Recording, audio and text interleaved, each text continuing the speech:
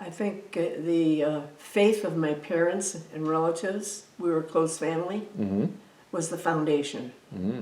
My junior high school homeroom teacher, Sister Mary DeAngelis Brady, she didn't teach me anything because, in class, because she was business and I took college entrance.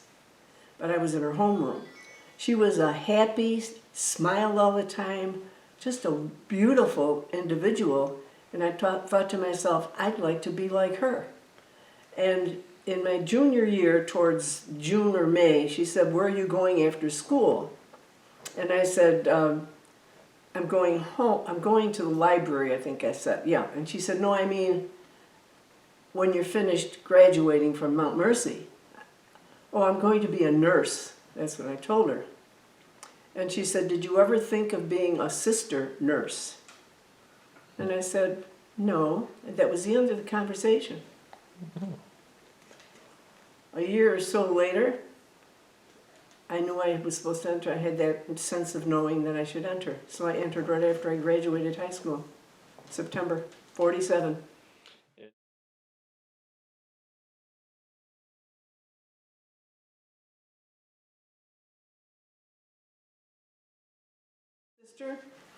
I went to teach right off the bat, and for 25 years. And after teaching, I got into a house of prayer, which was held we had in Leroy. It belonged to the Sisters of Mercy. I was there 5 years, and then I asked to go to some place where I could be like a hermit and just be and pray. Just felt the need to grow deeper, and I got the permission, and it was there at Christ in the Wilderness in 1985 that And where was that at? Where's Christ in the Wilderness? Stockton, Illinois, northwest corner of Illinois, about 15 hours from Buffalo. I was there 6 months, and it was there at some point that I came away with, go home and build a place like this in Western New York. That's all that was the message.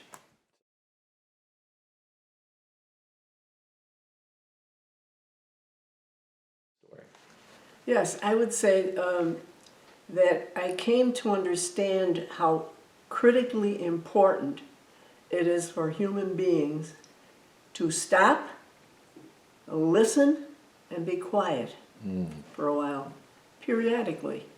Like every day maybe, even if it's only 5 minutes, more if you can. Because silence is critically important for us, especially in this age we're living in, because it's crazy with activity and busy, busy, busy, do. And you don't get a chance for the spirit world within and without you to work in you, because you're constantly someplace else. You're not just sitting being receptive.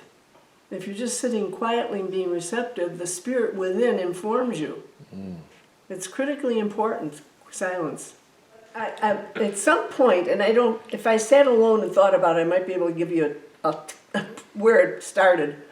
But I think it might have started in '75 when I was taught by a wonderful priest, Father Robley Whitson in Connecticut, where he made the faith come. He helped me change my whole view of God and nature and life and everything. It's phenomenal. That was a really big experience. I'm glad I'm remembering it. And I think it was there that I realized that everything is connected.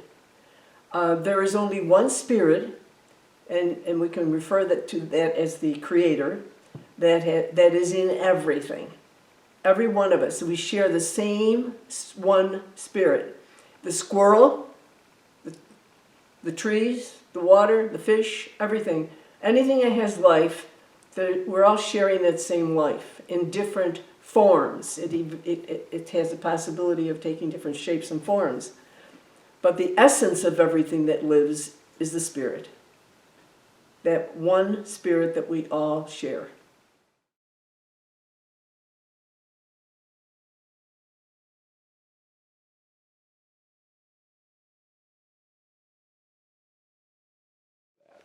The experience at Christ in the Wilderness, that's where it happened.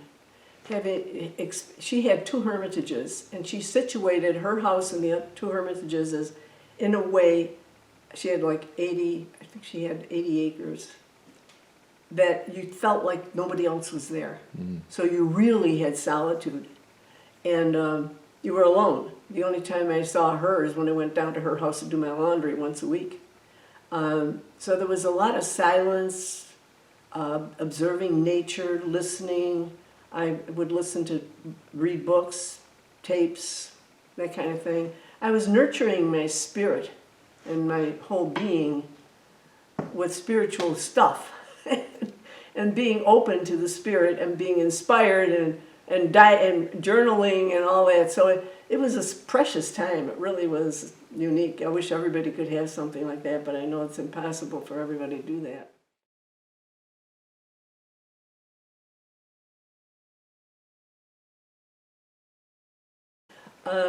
How did I find it? For about 4 years I was looking, and almost bought property not far from here in Wyoming County. In the morning we were supposed to go and close the deal, got a call. He doesn't want to sell because we're asking him for too many papers. So I went back to the Buffalo News. 3 days in a row this property was listed. And I thought, Angelica, oh, that's so far away. Third day I said I better go look. So I called the board member, we came. And I was looking for 5 things, and they were all here. Meadow, woods, remote, accessible, and water. And he said, sister, this has all 5 things. This place is so beautiful and peaceful. I said, you're right. So that was a Friday. I went home, wrote to the Daglers, who owned it, and sent it to them Saturday morning with a realtor.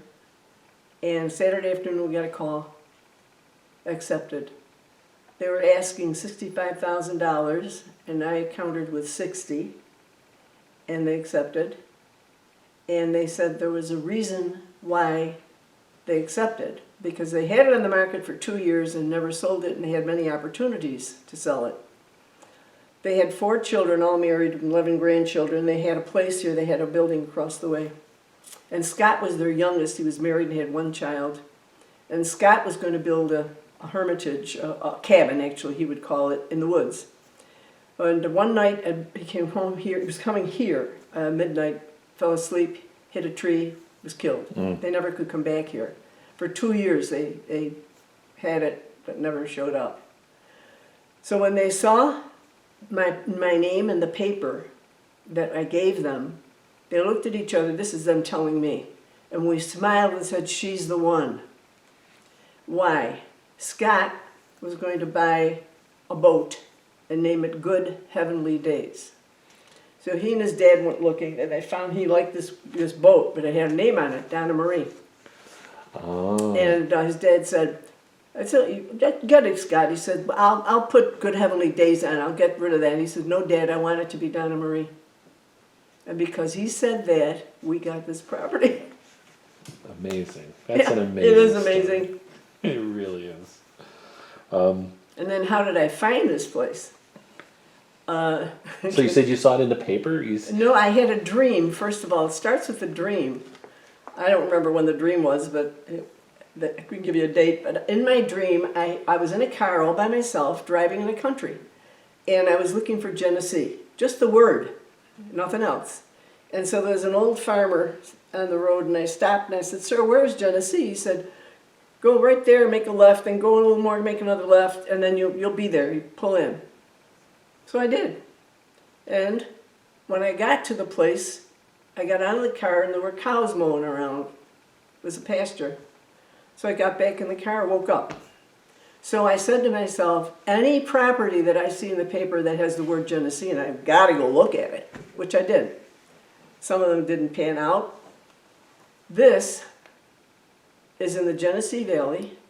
The Genesee River runs through here. And there's a third thing which is escaping me at the moment. Genesee Street. Every time I came here with the Daglers, they came through Angelica. When I came on my own in the winter and I wanted to avoid the hills, I came through Belmont. And when I got on 19 and I had to make a left, the street's Genesee, and I screamed, I yelled. If anybody saw me, they said, lock her up. I grabbed the wheel and I said, oh my God, it's Genesee. And I go about from here 100 feet. I'm going over the Genesee River. I get to the signal light and it says Genesee Valley. And I said, oh my Lord, we found it without, we found the place without seeing the word.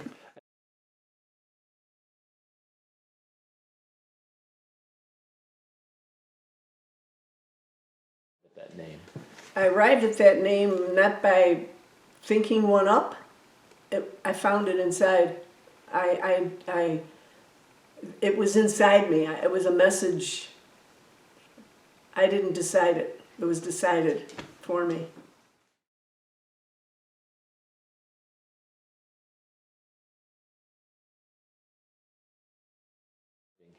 Yeah. Took a while to raise money with fundraisers and donations. That's how it was built, still being maintained that way. It was in the late 90s that we started building. And I moved in May 25th, 2002. So I'm here 20 years and a few months. What I feel, this place is very special. It's like when I come here, everything else moves away, and it's very, very peaceful. Just, I can't find the words for it. It's like what I need. At that time, I'm here and I'm happy and satisfied to be quiet and among nature. I love nature, so I absorb that. And deer are here every day, several times a day, and I love to watch them. And it's just a beautiful place, and it just feeds me. It feeds my soul and my faith in the Creator, that whatever the name you want to give him.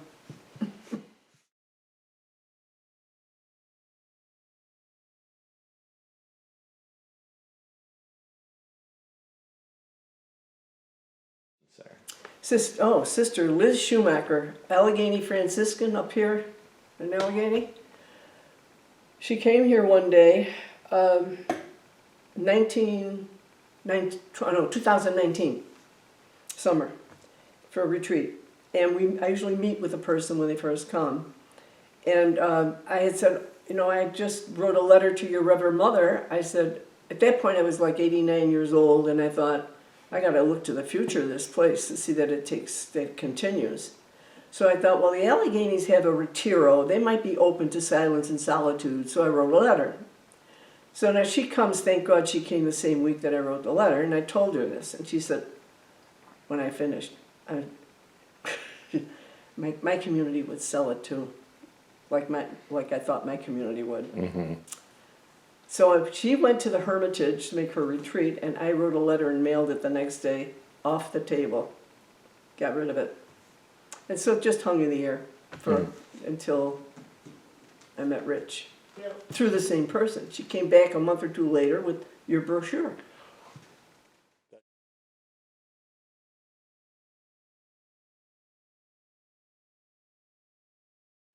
Well, Rich brought many of 18 actually, twice, 18 people for a Saturday retreat, a day thing.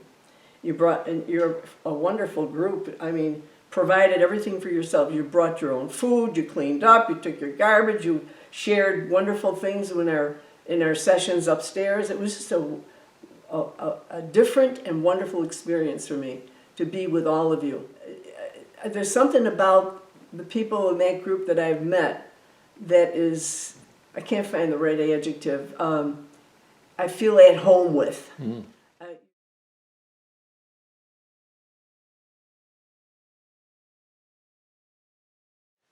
Yes, I would strongly hope, and I kind of feel it will be, that the reason for this place, the original reason, will always be maintained.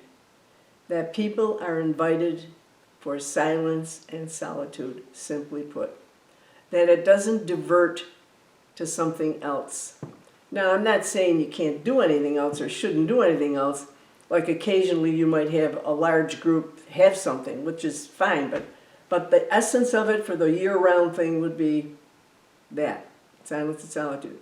And a hope that I have is that because you have more people in OMC and more connections because of that, there may be more people who will take advantage of coming here to make a silent retreat, because people are not clamoring to be silent and alone.